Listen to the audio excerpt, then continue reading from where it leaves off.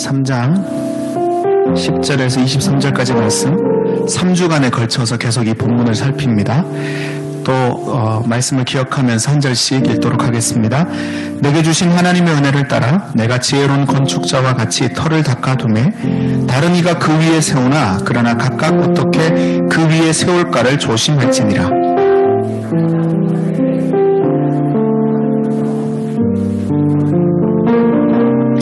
만일 누구든지 금이나 은이나 보석이나 나무나 풀이나 짚으로 이 터 위에 세우면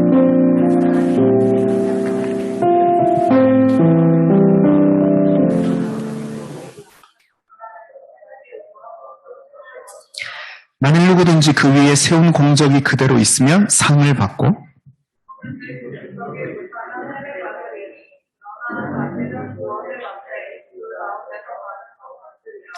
너희는 너희가 하나님의 성전인 것과 하나님의 성령이 너희 안에 계신 것을 알지 못하느냐.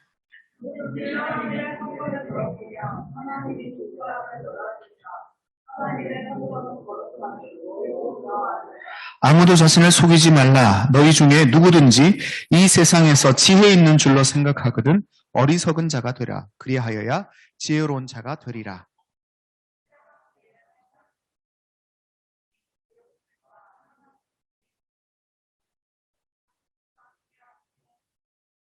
또 주께서 지혜 있는 자들의 생각을 헛것으로 아신다 하셨느니라.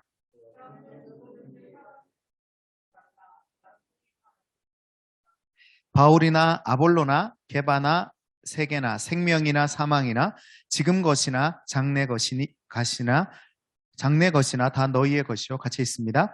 너희는 그리스도의 것이요 그리스도는 하나님의 것이니라. 데이처치 아멘. 다솜이 왔어? 네, 다솜이가 처음 왔죠 오늘. 두 번째예요? 네. 자, 오늘은 예수의 터 위에 거룩한 성전 세우기 두 번째. 지난주에는 첫 번째. 지난주에 제목이 뭐였죠? 예수의 터 위에 거룩한 성전을 세우는 어떤 성도? 어떤 성도? 뽀뽀 성도? 국보 성도. 네. 지난주는 우리가 예수의 터 위에 세운 거룩한 성전 첫 번째 국보 성도가 되자라고 했습니다. 그럼 오늘 두 번째 시간, 오늘 제목은 트루먼 쇼입니다. 트루먼 쇼가 뭔지 아시죠? 네, 모르시는 분들은 나중에 설명을 들으면 알게 될 겁니다. 자, 지난 한 주간 하나님의 성전된 나 자신을 더럽히고 파괴하며 사셨습니까? 아니면 그 모든 거짓으로부터 성전된 나 자신을 보호하며 지키며 사셨습니까? 자, 지난 한 주간 내 삶을 돌아보니까 국보 성도답게 내 삶을 아주 거룩하고 깨끗하게 정결하게 보호하면서 살았다. 1번. 아니면 여전히 좀 나 자신을 파괴하며 살았다. 2번. 한번 표시해 봅시다. 시작. 손가락으로. 자, 1번, 2번. 나를 보호하며 살았으면 1번, 파괴했으면 2번. 평균적으로 일주일 내내 나를 파괴했다 뜻은 아니에요. 근데 따져보면 평균적으로 나를 보호했으면 1번, 아니면 파괴했으면 2번. 손가락 드세요. 시작.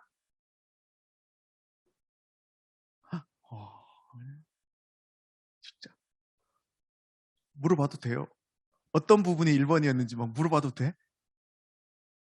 한희 씨가 되게 부끄럽게 1번 이렇게, 요즘 부위도 이렇게 한다던데 1번을 이렇게 하네요. 혹시 어떤 부분이었는지 말해줄 수 있어요? 나를 보호했던 부분이 있다면? 네. 네, 괜찮습니다. 당황스럽죠? 당황하게 해서 죄송합니다. 네. 또 1번 하셨던 분. 네, 의주 씨는 좀 이따 또 말할 거니까. 1번 하신 분 없으세요? 오케이.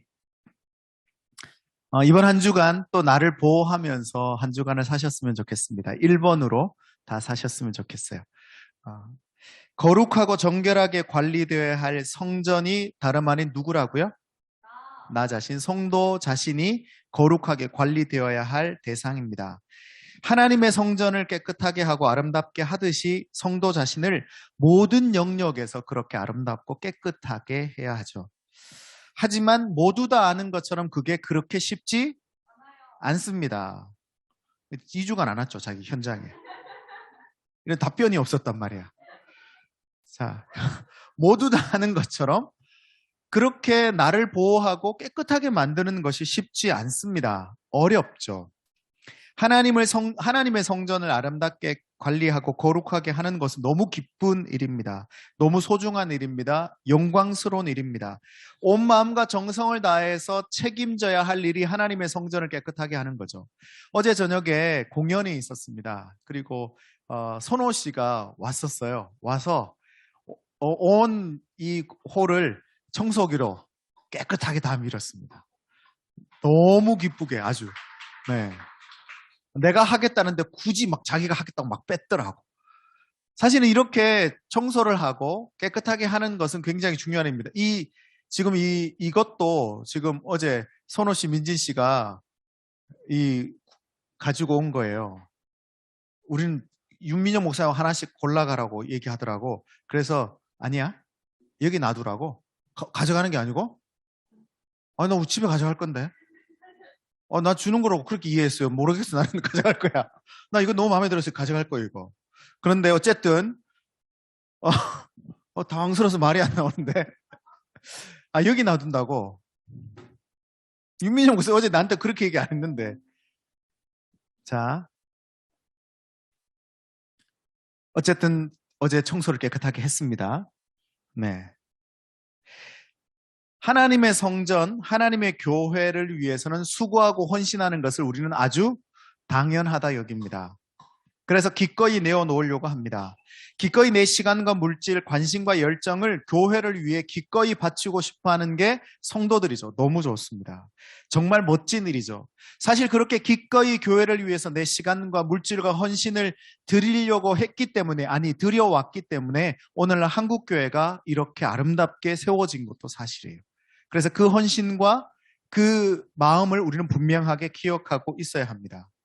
하지만 안타깝게도 하나는 이뤘지만 반대는 하나는 놓치고 말았죠. 뭘 이뤘죠? 한국교회가 아름답게 세워지는 하나님의 성전인 이 교회는 너무 소중히 여겨졌지만 또 다른 성전인 나 자신은 파괴하면서 살아왔다라는 겁니다. 하나는 찾고 하나는 잃어버리게 되었어요. 하나님의 형상으로 지음받은 나 자신은 하나님의 거룩한 성전입니다. 기억하셔야 합니다. 성경을 통해서 우리가 분명히 이것을 알고 있다고 생각했는데 이상하게도 우리의 삶은 전혀 모르는 사람처럼 살아가죠. 하나님의 성전인 것을 압니다. 그런데 내 삶에서는 성전인 것을 까맣게 잊어버리고 살아갈 때가 많이 있어요. 그럴 수밖에 없었던 이유가 있습니다. 왜냐하면 누구도 나를 성전답게 소중히 여겨주지 않고 존귀하게 대해주지 않았기 때문이에요. 하나님의 성전, 이 거룩하고 아름다운 성전을 대하듯이 나를 대해줬다면 나도 성전인 것을 금방 알았을 겁니다. 그런 경험을 해본 적이 없습니다. 사회에서도 없습니다. 직장에서는 더더욱 없겠죠. 학교에서도 그렇게 하지 않습니다. 슬프게도 부모님도 그렇게 대해주지 않았죠. 정말 안타깝게도 교회도 그렇게 대해주지 않았습니다. 그래서 스스로 파괴하는 방법만 우리가 압니다. 경험해서. 스스로 거룩하고 정결하고 존귀하게 하는 방법은 거의 모른다고 해도 과언이 아니에요. 그래서 우리가 우리의 삶을 파괴하면서 사는 것은 누구 탓이다? 세상 탓이다? 사회 탓이다? 부모 탓이다? 잘 되면 누구 탓? 못 되면 다 주변 탓일 가능성이 많이 있다는 거예요. 그래서 나 자신을 너무 탓하지 말라는 거예요. 내가 정말 못해서 그런 것이 아니라 그런 문화 가운데 형성되어 있지 않았기 때문에 우리가 그렇게 하는 것이 어쩌면 당연합니다. 그래서 과거에 사람을 다루는 부서를 인적 자원부 이렇게 표현했었죠. 사람이 뭐예요? 자원이에요, 자원. 쓰고 버릴 수 있는 자원이 사람이라 여겨왔습니다. 우리가 그런 대우를 받으면서 살아왔기 때문에 잘 모르는 거죠. 그렇기 때문에 나 자신이 성전임을 인식하는 것은 따라합시다. 목숨을 걸고 강물을 거슬러 올라가야 하는 버겁고도 고통스러운 일이다. 그러니까 내가 성전임을 인식하는 것이 말씀을 듣고 내가 성전이구나 한다고 알 수 있어요? 없어요? 없다라는 거예요. 내가 성전이다라고 하는 것을 내가 들었다고 해서 내가 잠깐 인식했다고 해서 정말 내가 그것이 인지되어져서 내가 성전으로 살아내기는 정말 열심히 버겁게 강물을 거슬러 올라가는 그 연어들의 몸부림처럼 몸부림쳐도 될까 말까 하는 일이 내가 성전임을 인식하는 일이라는 겁니다. 하지만 분명한 건 뭐예요? 반드시 따라합시다. 반드시 거슬러 올라야 한다. 여러분 그게 숙명입니다. 그것이 하나님의 뜻이고 그것이 하나님의 명령이기 때문입니다. 하나님이 강물을 거슬러 올라가래요. 그러면 올라가야 돼요? 말아야 돼요? 다시요. 하나님이 강물을 거슬러 올라가라 그래요. 그러면 거슬러 올라야 돼요? 말아야 돼요? 그게 신앙이죠. 하나님이 명령하신 거예요. 너희가 성전이라고 하는 것을 알라 명령하신 겁니다. 그래서 우리는 버겁지만 거슬러 올라서 우리가 성전임을 끊임없이 인식하며 훈련해야 하죠. 그러한 얘기들을 성경이 다양하게 표현하고 있는 겁니다. 경건에 이르는 훈련, 그러한 것들이 다 그런 거죠. 끝까지 믿음을 지키는 것, 그러한 것들이 다 그런 것을 의미하는 겁니다. 포기하면 안 됩니다.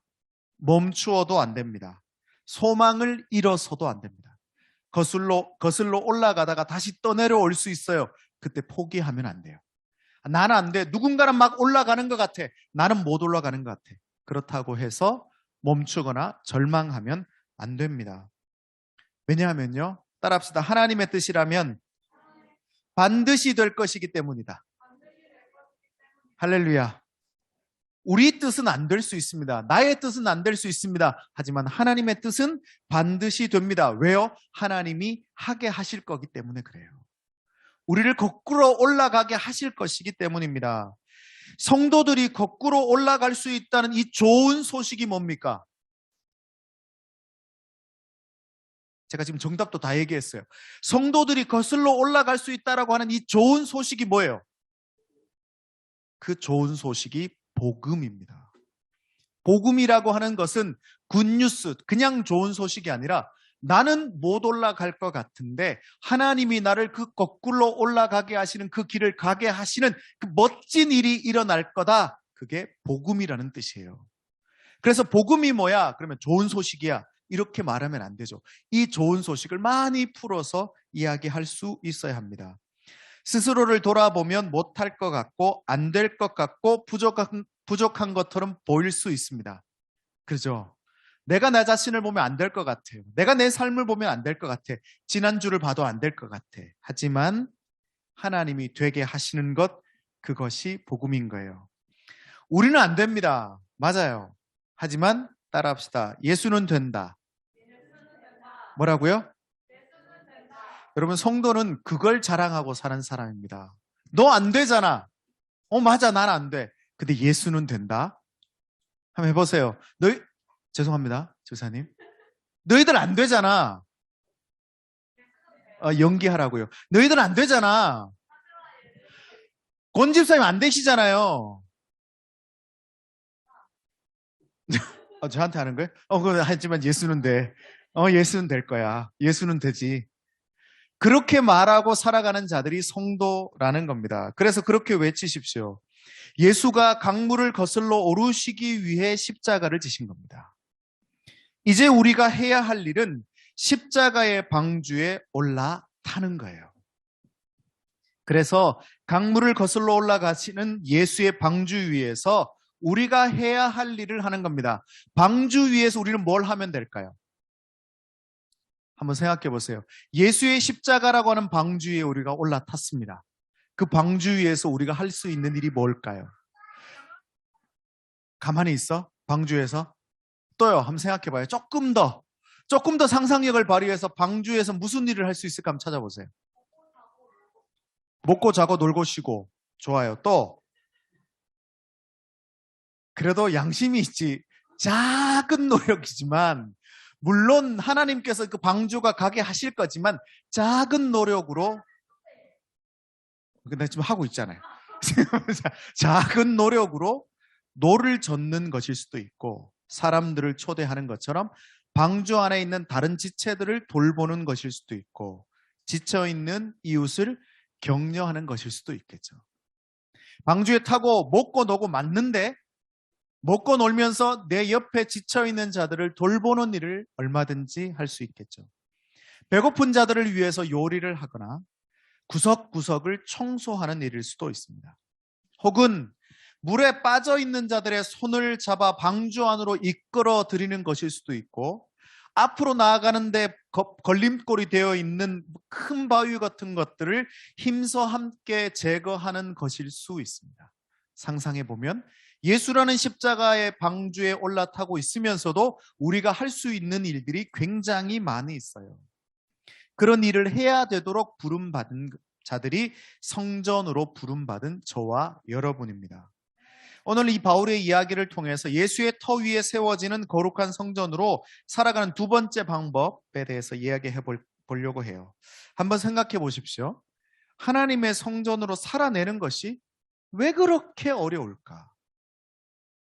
성전인 것은 알겠는데 예수의 십자가의 방주 위에 내가 타고 있는 것도 알고 있는데 왜 성전으로 살아내는 것이 이렇게 힘들까? 왜 그동안 그렇게 어려웠을까? 생각해 보십시오. 저는 이렇게 생각해 봤습니다. 두 가지라고 생각해요. 첫 번째는 잠깐 말씀드렸던 것처럼 성전으로 살아가야 할 존재임을 가르쳐 준 사람이 없었다. 내가 성전이라고 하는 것을 가르쳐 준 적이 없었다. 두 번째는 성전으로 살아본 실제적 경험이 없었다. 누군가 가르쳐 주지도 않았을 뿐만 아니라 그래서 살아본 적도 없는 거예요. 성전으로 사는 게 그래서 뭔지 모르겠다는 거죠. 이 세상은요, 성전으로 살아가야 할 존재라고 가르치지 않습니다. 너희는 그렇게 멋진 존재야, 거룩한 존재야, 위대한 존재야 라고 우리에게 말해주지 않습니다. 왜요? 그게 이 세상에 공중권세 잡은 자들의 가장 큰 역할이에요. 그들의 역할이 뭡니까? 사단의 역할은요, 끊임없이 미혹하고 속이는 게 사단의 역할입니다. 사단은 끊임없이 우리에게 속삭입니다. 너는 위대한 존재 아니야. 너는 별로 대단한 존재 아니야. 야, 네 삶을 들여다봐. 넌 그런 사람 아니야. 라고 끊임없이 사단이 우리에게 속삭입니다. 18절 말씀인데요. 앞부분입니다. 18절 말씀 앞부분은 이렇게 말합니다. 그래서 바울이 이렇게 얘기하죠. 아무도 자신을 속이지 말라. 뭐라고요? 아무도 자신을 속이지 말라. 너희가 성전으로 살기 위해서는 아무도 자신을 속이면 안 된다. 이렇게 말하고 있어요. 바울은요, 성전된 존재를 인식하기 위해서 자신을 속이면 안 된다라고 말합니다. 그 단어를, 이 속이다라고 하는 이 단어를요, 성경에서, 신약 성경에서 딱 6번 등장합니다. 그런데 고린도 전서에서는 몇 번 등장할까요? 한 번 등장하는 거예요. 딱 한 번 등장합니다. 근데 이 단어는요, 여러 군데에서 비슷한 용어로 쓰여지고 있는데 미혹하다, 속이다 이런 단어들로 쓰여지고 있습니다. 로마서 7장 11절에서는요. 죄가 기회를 타서 속였다. 누가 속였어요? 죄가 속였다 얘기합니다. 그리고 로마서 16장 18절에는 배만 섬기는 사람들이 교활한 말과 아첨하는 말로 순진한 자들의 마음을 미혹했다 이렇게 얘기합니다. 똑같은 단어를 쓰죠. 고린도후서 11장 3절에 보면 뱀이 그 관계로 하와를 미혹했다 할 때도 그 단어를 쓰고 있습니다. 그러니까 누가 속이고 있어요?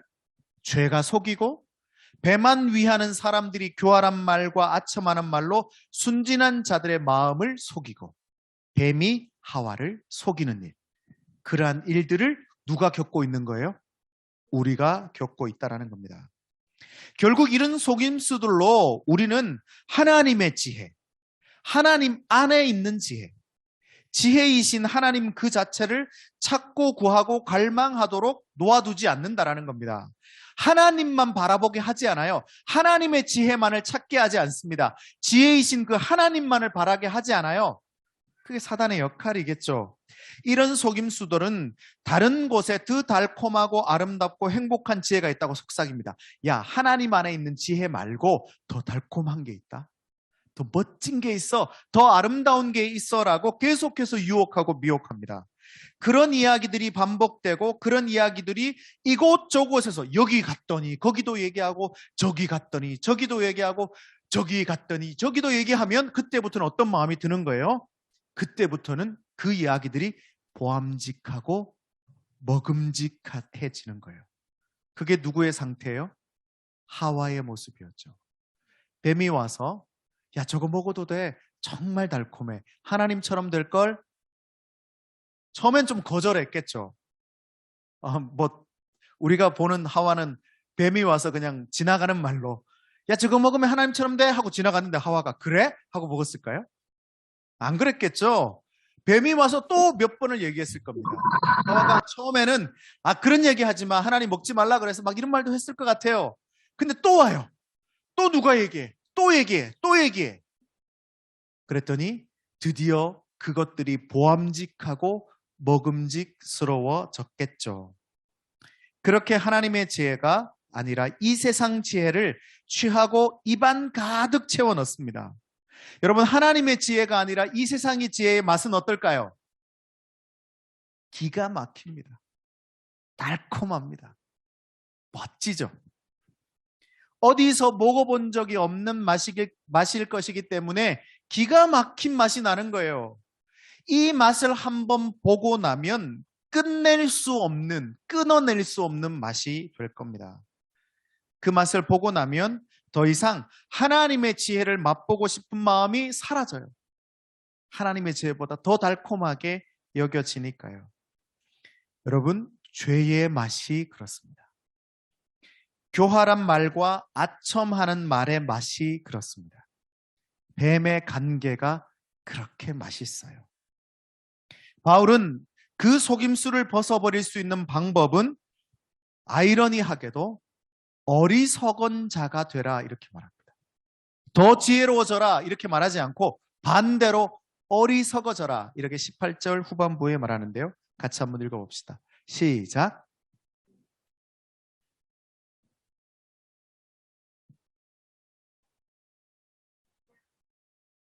다시 한번 읽어보세요. 아주 놀라운 말이죠. 시작. 누구든지 이 세상에서 지혜 있는 줄로 생각하거든 어리석은 자라. 그리하여야 어리석은 자가 되어야 지혜로운 자가 된다라는 거예요. 이게 무슨 말일까요? 어리석어야 속임수를 벗어버릴 수 있다는 말이 너무 터무니없어 보입니다. 더 지혜로워져야죠. 더 똑똑해져야죠. 세상보다 더 똑똑한 사람이 되어야 세상의 지혜를 이길 수 있을 것 같은데 전혀 반대되는 이야기를 합니다. 찬찬히 충분히 묵상하면 읽어보면 이런 말이라고 이해할 겁니다. 이 세상의 지혜가 아니라 하나님의 지혜를 쫓으라. 이 세상의 지혜를 가진 것으로 으스대고 우쭐대지 말라. 이 세상의 지혜를 가졌기에 만족하지 말고 행복해하지 말아라. 이 세상의 지혜로 채워졌다고 안주하고 태만하지 말아라. 이런 얘기쯤 되지 않을까요? 이 세상의 지혜가 아무리 가득하다 해도 하나님의 지혜가 없다면 그건 어리석은 자가 되는 겁니다.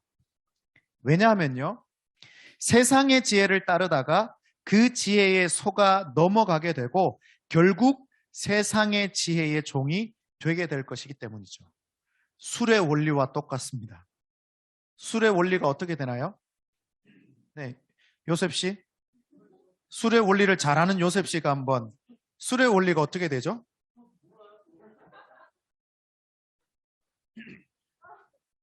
아니, 와이프가 쳐다보길래 그 말은 이런 말을 내포하고 있는 거겠죠? 좀 덜 먹어라. 뭐 이런 얘기지 않을까 싶어요. 뭐 저는 잘 모르겠습니다. 하지만 사람이 술을 먹다가 술을 먹다가 술이 사람을 먹는다 이런 얘기를 들어봤는데 맞나요, 요셉 씨? 네, 뭐 다른 데 물어볼 때가 딱히 없잖아요. 비슷하죠. 세상의 지혜를 쫓아가다가 세상의 지혜를 배우다가 세상의 지혜에 종속되어서 세상의 종으로 살아가게 되어지는 거죠. 그래서 세상의 지혜로운 자가 되지 말라고 말하고 있는 겁니다. 하지만 반대로 하나님의 지혜를 따르면 하나님의 지혜는 하나님의 형상으로 온전히 회복된 자유자로 우리를 만드십니다. 그게 하나님의 지혜와 세상의 지혜의 차이예요. 똑같은 지혜지만 세상의 지혜는 우리를 종속시키는 지혜라면 하나님의 지혜는 우리를 자유케 하는 지혜라는 거죠. 세상의 지혜는 종속시키고 올가매려는 성질을 가지고 있습니다. 하지만 하나님의 지혜는 따라합시다. 해방시키고 자유케 하는 성질을 가졌다. 요한복음 8장 32절 우리 모두가 외우고 암송하고 있는 이 말씀을 같이 외쳐봅시다. 시작. 진리를 알지니 진리가 너희를 자유케 하리라. 왜 모르는 것처럼 해요? 친구 불러놔놓고. 다시 다 알고 있는 거죠. 그죠? 요한복음 8장 32절 시작. 진리를 알지니 진리가 너희를 자유케 하리라. 그래 마스크 쓰고 쓰니까 모르면 어떻게 하면 돼요? 그냥 입만 들썩들썩하면 뭐 하는 것처럼. 요한복음 8장 32절은 우리에게 이렇게 말합니다. 진리를 알지니 진리가 너희를 자유케 하리라. 할렐루야. 이게 하나님의 지혜가 가지고 있는 속성이에요. 그래서 세상의 지혜가 아니라 하나님의 지혜를 쫓아가야 되는 이유가 거기에 있습니다. 하나님의 지혜에 종속되어지면 자유자가 되어지는 겁니다. 그게 하나님의 지혜의 속성인 거죠. 그렇기 때문에 세상 지혜에 어리석어질 때 오히려 지혜로운 자가 될 수 있습니다. 그래서 우리는 어떻게 살아가요? 심령이 가난한 채로 애통하며 긍휼히 여기며 마음을 청결케 하고 화평을 구하고 의에 줄이고 목마른 자, 그게 팔복이죠. 하나님의 복을 누리는 지혜로운 자가 된다라는 거예요. 가난한 자가 되라는 거예요. 심령이 가난하고 메마른 자가 되라는 거예요. 하나님의 지혜를 갈망하는. 자, 그럼 한번 진지하게 나 자신을 생각해 보십시오. 나는 세상의 지혜에 목말라 하는 사람입니까? 하나님의 지혜에 목말라 하는 사람입니까?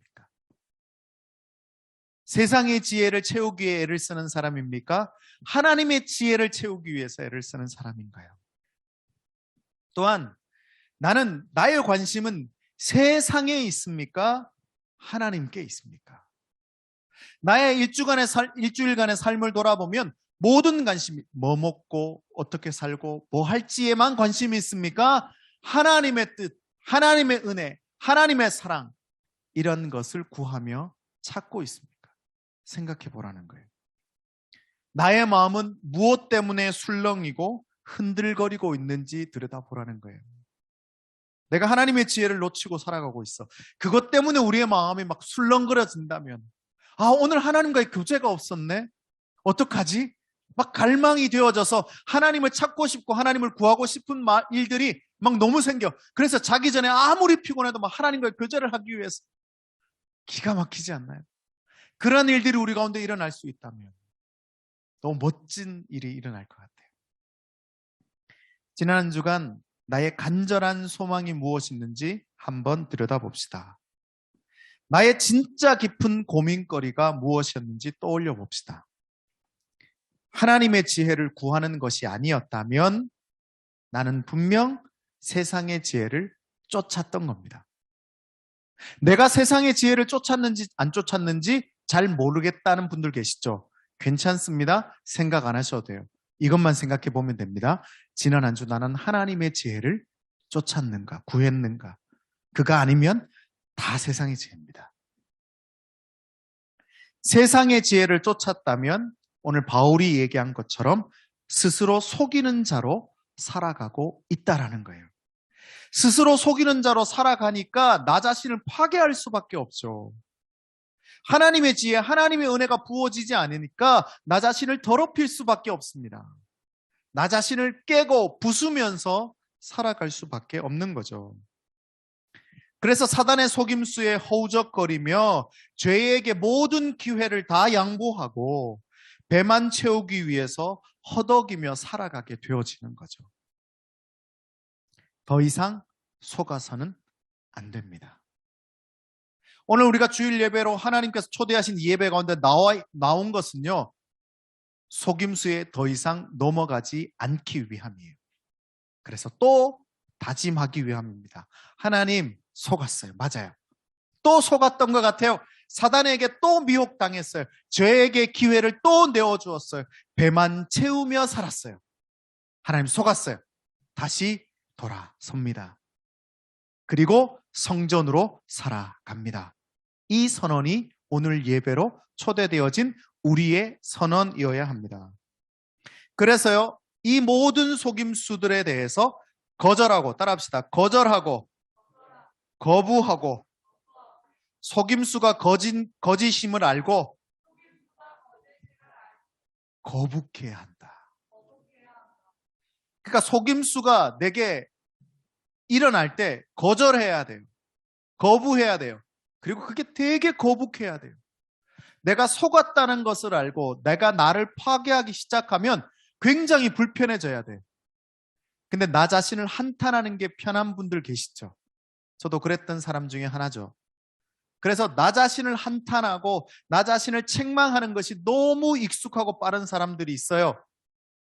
그래서 문제가 생기면 편안해한 사람. 혹시 그런 사람들 없으세요? 아무런 문제가 없으면 괜히 불안해지는 사람들 있죠. 문제가 일어날 만한데, 이제 곧 문제가 일어날 건데, 너무 평안한데, 너무 아무 일 없는데, 그래서 문제가 탁 일어나. 에휴, 그러게. 그런 사람들은 문제를 믿는 사람들이죠. 문제가 일어날 것을 믿는 사람들이에요. 근데 그런 게 우리에게 있어요. 그런데 우리가 성전임을 깨닫고 우리가 사단에게 속았다는 것을 깨달으면요, 내가 나를 자학하고 나를 책망하면서 불편해져요. 왜 나는 이렇게 나를 책망하지?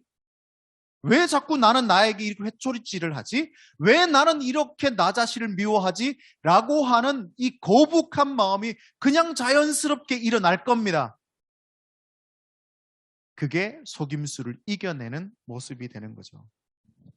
근데 문제는요, 우리가 너무나 오랫동안 그렇게 그냥 자책하고 책망하는 게 익숙해져 버린 나머지 내가 속고 있는지도 모르고 살아가는 거죠. 그게 누구예요? 이 영화 트루먼 쇼의 주인공이었던 이 짐 캐리처럼.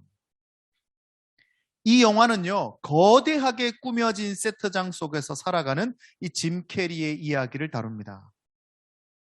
제가 만약에 짐 캐리라면 짐 캐리인 주인공을 빼고 다 배우들이에요.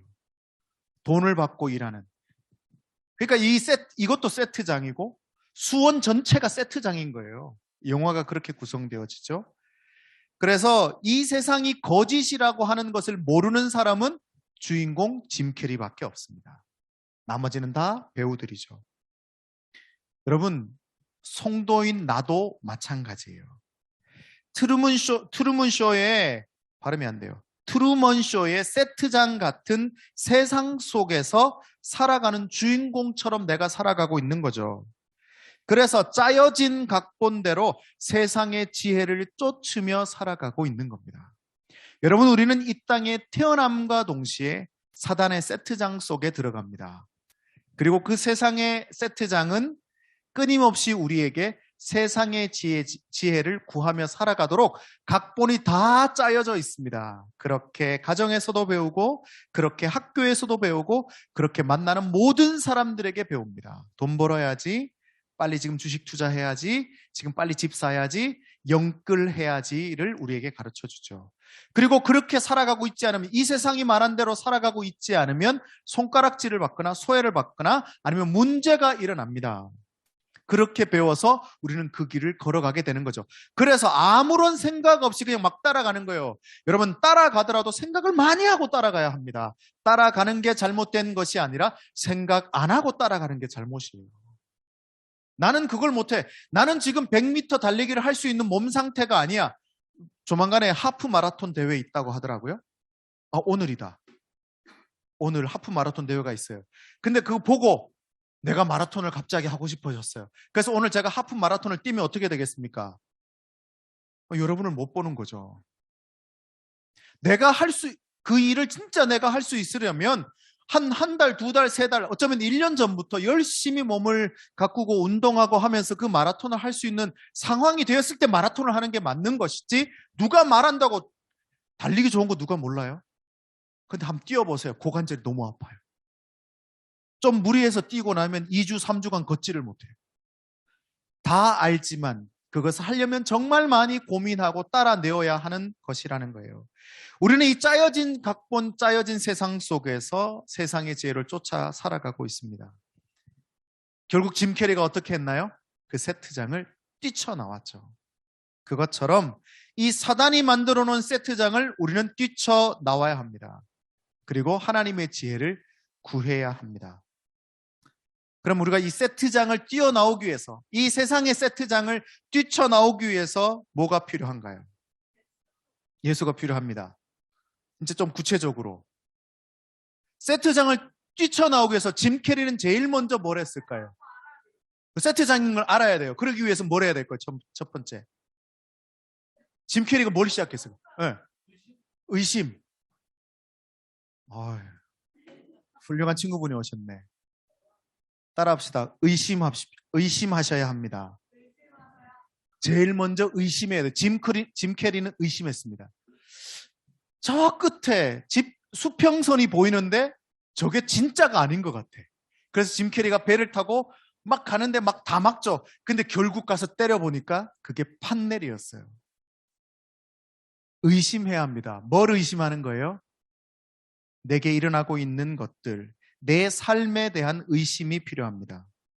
성전으로 살지 못하는 내 모습에 대한 의심이 필요합니다. 분명히 나는 예수의 십자가로 성전되었습니다. 아멘. 여러분, 나는 예수의 십자가로 성전되었습니다. 아멘. 근데 왜 못 살까요? 의심스러워야 되죠.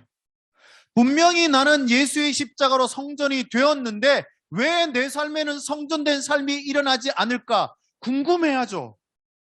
왜 안 될까? 분명히 성경의 말씀은 우리를 통해서 분명히 일어나는 것인데, 이루어져야 하는 것인데 왜 안 이루어질까? 의심해야 합니다. 정말 많이 의심해야 합니다. 성전답지 못한 모습이 나타나면 의심하십시오. 뭐라고요?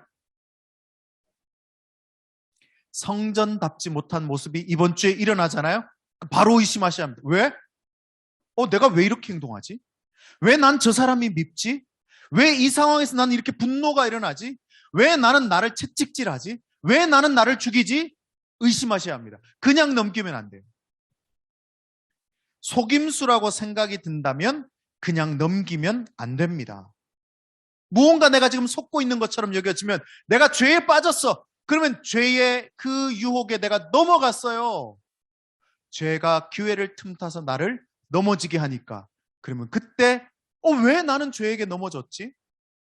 여러분, 성도는 죄에게 넘어지는 자입니까? 죄를 이기는 자입니까? 틀렸습니다.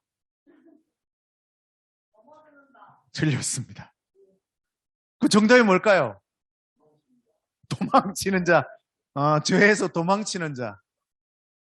성도는 또 말해보세요. 죄를 다스리는 자. 집사님, 죄를 이기려고 하는 자. 그럼 지금 지고 있는 거죠. 죄에게 졌다 이겼다 하는 자. 그러면 우리가 죄가 있으면 구원받은 자예요? 구원받지 못한 자예요?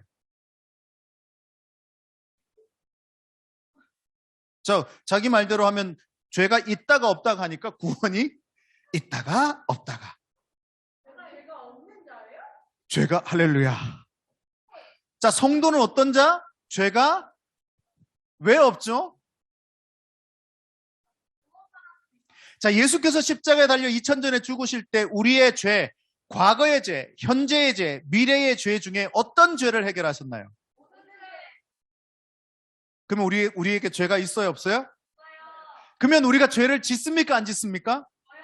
그럼 해석해 보세요. 자, 이게 또 막 꼬이는 거예요, 그죠? 분명히 해결했어. 우리가 이 죄의 문제에 빠질 수밖에 없는 것은 우리가 우리의 상식으로 예수의 십자가를 해석하기 때문이죠. 예수의 십자가, 그 십자가에는 시간과 공간이 존재하지 않습니다. 예수의 십자가는 시간과 공간을 초월한 십자가죠. 그러니까 2000년 전 예수가 와서 십자가에 달려 죽으셨으니까 우리의 죄가 한 2000년 단위로 끊어진다고 칩시다. 그러면 나머지 2000년을 위해 예수님 또 오셔야 돼요? 그렇지 않겠죠. 2000년 전에 오신 예수의 십자가로 전 인류의 모든 죄는 해결되어졌습니다. 과거, 현재, 미래의 모든 죄가 해결되어졌습니다. 그렇기 때문에 성도는 죄가 없는 자죠. 그게 구원이지 않습니까? 하지만 우리가 죄를 짓죠. 왜냐하면 우리는 이 구원의 시간들 속에, 하나님의 창조 시간들 속에 존재하기 때문에 그렇습니다. 하지만 이 모든 죄의 영역은 예수의 십자가에서 온전히 해결된 자들이 바로 우리라는 거예요. 그래서 우리가 죄에 빠질 때, 우리가 죄에 빠지는 그 순간 우리의 죄는 십자가로 옮겨져서 그곳에서 온전케 되어지는 일이 일어나죠. 그러니까 우리는 그 죄에 빠졌을 때 빨리 해야 하는 것이 뭐예요? 회개하는 거죠. 회개라는 게 뭐예요? 내가 십자가로 구원받았음을 선포하고 선언하는 거예요. 거기에 빠져서 아이고 하나님 또 빠졌어요. 내가 그래서 죄인으로 살아갑니다. 이게 아니라 하나님 내가 죄에 빠질 수 없는 존재인데 죄에 빠졌어요. 아차! 그리고 툴툴 털고 돌아서서 다시금 성도의 길을 걸어가는 자들이 바로 성도라는 겁니다. 멋진 일이죠. 근데 이게 잘 돼요? 안 돼요? 안 되죠. 왜요? 끊임없이 우리는 이 세트장 속에서 살아오면서 넘어졌을 때는 일단 더 꼬꾸라져야 해. 야, 네가 그렇게 살도록 행동했잖아. 너 그럴 만한 사람이잖아. 라고 하면서 우리를 자꾸 정죄하면서 우리를 뭐라 해요. 그렇기 때문에 우리는 그게 더 넘어지는 겁니다. 그렇게 우리는 그런 세트장에서 살아왔기 때문에 그래요. 이제는 성경의 세트장으로 다시 돌아와야 해요. 그래서 넘어졌을 때 내가 하나님 앞에 회개하고 십자가에서 모든 것이 이루어졌음을 선언하고 선포하는 삶이 필요합니다. 그래서 뭐든지 해봐야 합니다. 의심하기 위해서, 속지 않기 위해서 뭐든지 해봐야 합니다. 그래서 유진 피터스는 이렇게 말하더라고요. 그런 일에 빠졌을 때는 사단에게 멈춰! 라고 하라고. 나를 미혹시키는 일이 일어날 때 멈춰라고 하라 그러더라고요. 어떤 것인지 해보세요. 내가 그런 일이 일어났을 때 나만의 약속을 정해보는 거예요. 뭐 한다든지 여러분의 방법을. 내가 그 일을 하면 나에게는 그런 메시지가 담겨지는 거예요. 왜 내가 넘어졌지? 아우 짜증나. 아우 화나. 라고 하면서 사단을 향해서 멈추라고 외칠 수 있고 내가 다시금 성전됨으로 살아갈 수 있도록 해보라는 거예요. 뭐든지. 죄가 날뛰지 못하도록. 기도를 시작하든지. 막 그런 순간이 오면 이런 거 좋잖아요. 막 가다가 무릎을 막 꿇어. 진짜 너무 멋진 것 같아. 그럼 무릎 꿇고 있으면 다 길거리에서 무릎 꿇고 있으면 데이처치 성도인지 알면 되잖아요. 막 가다가 화나는 생각이 나. 그럼 무릎을 꿇어. 막 집사님 운전을 하다가 화가 나. 그러면 비상 깜빡이를 켜고 막 해가지고 문 열고 막 무릎 꿇고 내려가지고. 아니면 도움을 요청하든지. 그런 상황이 오면. 아니면 어떻게든지 죄를 꽁꽁 묶어버리는 일을 하는 겁니다. 배만 채우고 싶어하는 욕심이 막 튀어나오면 남들 가지고 있는 걸 막 더 가지고 싶은 마음이 들고 나는 없는데 저 사람 가지고 있는 거 보면 막 시기 질투가 일어난다면 멈추어 서서 박수를 치든지 발을 구르든지 하면서 한번 해보자라는 거예요. 사모님 뺨을 때리라고 지켜보도록 하겠습니다. 제가 때리면 안 될까요? 아니면 금식을 해보든지. 얼마나 좋아요. 하루 종일 한번 금식하면서 내가 얼마나 많이 먹고 살고 있는지도 한번 돌아보면서 하나님 은혜를 갈망하면서 금식을 해보든지 아니면 도움이 필요한 이웃에게 부담스럽게 구제하고 나누어 주든지, 나도 지금 없는데 나보다 더 힘든 사람에게 한 100만 원씩. 할렐루야. 저 요즘 힘든 거 아시죠? 말씀의 결론을 맺겠습니다. 작은 실천을 통해서 성전임을 경험하고 나면 용기가 생기기 시작합니다. 실천을 통해서 내가 성전임을 기억하고 나야 그때 용기가 생깁니다. 그러고 나면 스스로 성전임을 점점 더 알아가게 되는 거죠. 그럼 그때부터 성전으로 살아가게 됩니다. 아니, 성전으로 살아내게 되죠. 그때 강물을 거슬러 올라가게 됩니다. 기적이 일어나는 겁니다. 지난주 데이처치 가족 중에 한 분이 그렇게 강물을 거슬러 올라가고 있는, 정말 치열하게, 물살도 엄청 세요. 그분의 물살은 보면 볼수록 마음이 아파요. 보면 볼수록 그 물살이 너무 세다는 생각이 들어요. 그래서 정말 힘겹게 그 물살을 거슬러 올라가는 사람의 이야기를 해드리려고 합니다. 허락을 맡았습니다. 누군지 가르쳐 드리진 않을 겁니다. 제게 이렇게 카톡이 왔습니다. 하나님이 실로암 찬양에 감동을 주어 두어 달 전부터 잔잔히 감동을 주셨는데요. 실로암 아시죠? 어두운, 군대 가면 각계 훈련은 전투다, 각계 전투. 찬양 중에 그거 하는 거 있어요. 군대 논산훈련소 가면 어두운 밤에 캄캄한 밤, 이런 찬양입니다. 지금 듣다가 저한테 적용되는 단어와 문장을 주셔서 눈물이 터졌네요. 이제야 실로암이 어떤 곳에서 온 단어인지 찾아봤습니다. 어두운 밤에, 캄캄한 밤에, 흑빛 같은 내 인생에서 새벽을 찾아 떠난다. 불신자가 첫 새벽 기도를 나간 실로암 저에게 주심이 왜 이렇게 감사할까요? 하나님은 늘 새롭네요. 하나님 안에 머무르게 되어 전 지금 너무 기뻐요.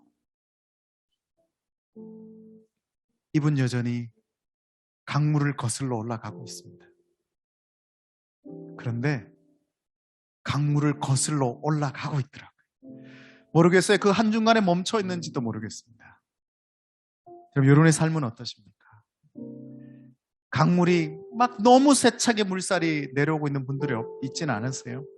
그래서 좀 지치고 포기하고 싶고 또 그냥 멈추어서고 그냥 그 물살을 따라서, 그 조류를 따라서 그냥 쭉 따라서 그냥 세상 따라가고 싶으신 분들 없으십니까?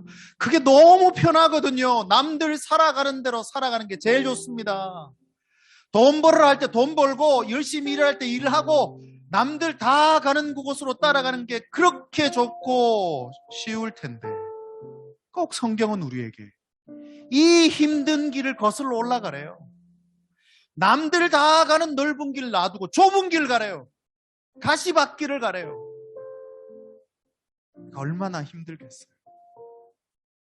그런데 그게 신앙입니다.